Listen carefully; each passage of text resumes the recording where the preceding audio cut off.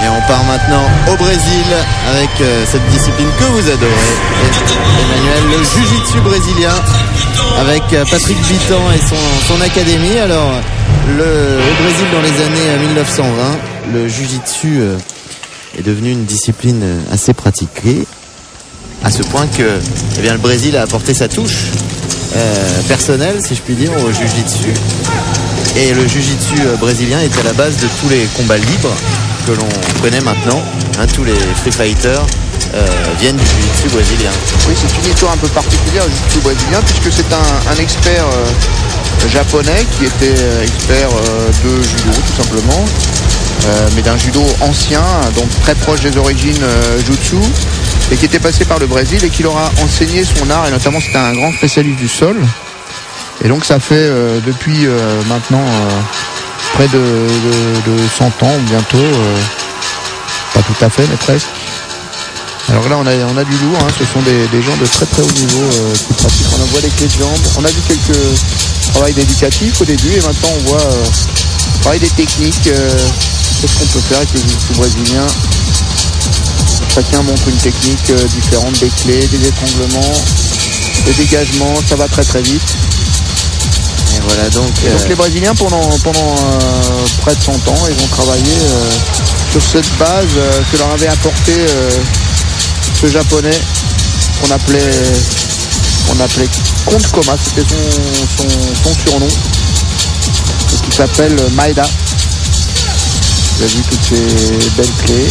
Alors ça ressemble beaucoup au judo au sol forcément puisque ce sont les mêmes origines, mais il y a un développement un peu particulier du jiu-jitsu brésilien et notamment une qualité technique qu'on retrouve moins en judo, qui s'est développé dans la dimension un peu sportive. Hop là, on voit les gens qui se déshabillent car,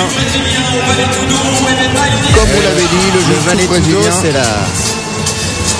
le jiu-jitsu brésilien a développé un peu cet esprit du défi.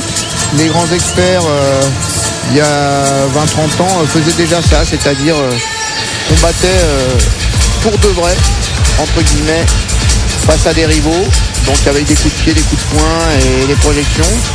Et ils ont développé cette idée-là qui est devenue désormais l'idée à la mode depuis 10-20 ans. Il y a un développement terrible de l'esprit du Vale-Tudo. Vale-Tudo, ça veut dire tout est permis en portugais, donc voilà, non seulement on projetait, mais on pouvait frapper aussi.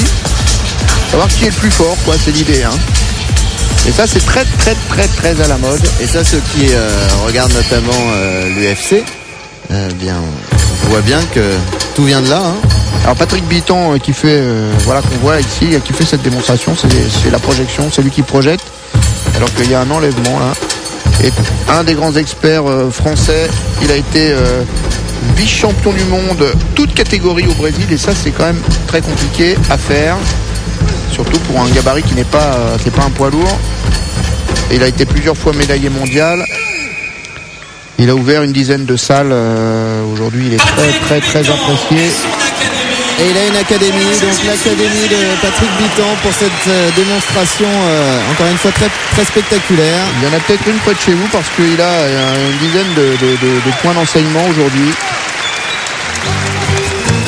Regardez, des démonstrations, un tentative de soutemi enchaîné en Jujigatame en clé de bras. Et la dimension grappling, comme on dit, Vale-Tudo, sans veste, parce qu'avec les vestes on est vulnérable aussi.